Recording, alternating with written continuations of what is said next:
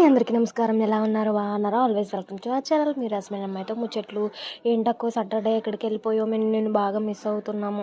ఎందుకు మిస్ అవుతారండి? మీరు పెట్టిన వీడియోస్ చూడట్లేదు కదా, అందుకే నాకు బాధగా అనిపించి సాటర్డే రెస్ట్ తీసుకున్నాను. వీడియోస్ చేయాలనిపించలేదు. బట్ కానీ సరేలే, మీరు కూడా బిజీగా ఉంటారు కదా, అత్తమాను నా వీడియోస్ ఏం చూస్తారు, మీకు బోర్ కొడుతుంది కదా, ఒకరోజు అలా తిరిగి వస్తారులే అని చెప్పేసి సైలెంట్ అయిపోయాను. ఇంకా సండే కొంచెం ఓపిక తెచ్చుకొని వీడియో ఎలాగైనా చేయాలని చెప్పేసి మీ ముందుకి చికెన్ గుడ్లు సేరుతో కర్రీ చేసేస్తున్నాను. అది మీకు కూడా చూపించాలి కదా, మరి వచ్చేసేయండి.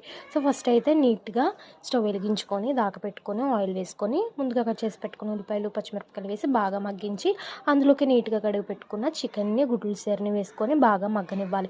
ఈలోపు మనం కూరకు కావాల్సిన మసాలా తీసుకుంటున్నాము. అల్లం వెల్లుల్లిపాయ గసగసాలు జీలకర్ర ధనియాలు యాలకులు లవంగులు దాచిన చెక్క అన్నీ తీసుకొని దీన్ని వాటర్ వేసుకొని ఫైన్గా పేస్ట్ చేసుకోవాలి. ఈలోపు మన చికెన్ మగ్గింది కదా, ఇందులో కొంచెం పసుపు వేసుకొని పచ్చివాసన పోయేంత వరకు ఫ్రై చేసుకొని అలాగే ఇందులోకి కారాన్ని కూడా మీ టేస్ట్కి సరిపడినంత వేసుకొని బాగా ఫ్రై చేయండి. ఓకేనా? ఇది కొంచెం ఫ్రై అయిన తర్వాత ఇందులోకి మీ కూరకు సరిపడినన్ని వాటర్ వేసుకొని బాగా ఉడికిస్తే సూపర్ ఉంటుంది. సో దీని ప్రాసెస్ అవుతూ ఉంటుంది. ఈలోపు మనం మిక్సీలో మసాలాని పేస్ట్ అయితే చేసేసుకుందాం. చూసారా, ఫైన్గా మసాలా పేస్ట్ అయితే చేసేసుకున్నాము. ఆ పేస్ట్ని ఇందులో వేసేసుకొని కొంచెం కలుపుకొని అలా వదిలేయండి 5 నిమిషాలు. తర్వాత ఇందులోకి మీకు కావాలనుకుంటే చికెన్ మసాలా వేసుకోండి, ఆప్షను, లేదంటే అవసరం లేదు.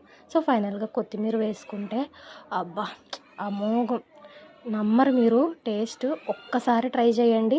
నచ్చకపోతే నాకు చెప్పండి. ఓకేనా? ఎలా ఉంది? ఈరోజు సండే కదా, మీ ఇంట్లో స్పెషల్స్ ఏం చేశారు?